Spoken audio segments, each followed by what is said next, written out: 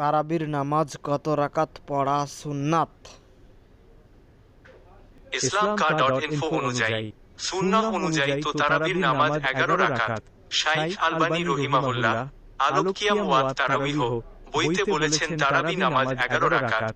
এখন কিছু মানুষ সেসব মসজিদে নামাজ পড়েন যেখানে 11 রাকাত তারাবি পড়া হয়। আমি অটোমেটিকও গাইল দিতে পারি, ডাইরেক্টও দিতে পারি। খালি যদি এবার বলছিস আহলে হাদিস ইহুদিদের দালাল, তোরে খাইছি, তোরে পাইয়া নিলে রে ভাই। ভিডিও তোর সামনে যদি পড়ে যায়, আমি একেবারে অটোমেটিকও দিব, ডাইরেক্টও দিব। তুই কি করবি করিস, ভালো হয়ে যা। তুই 11 রেখাত পর, 20 রেখাত পর, তুই 25 রেখাত পর, 30 রেখাত পর, তাতে সমস্যা নাই।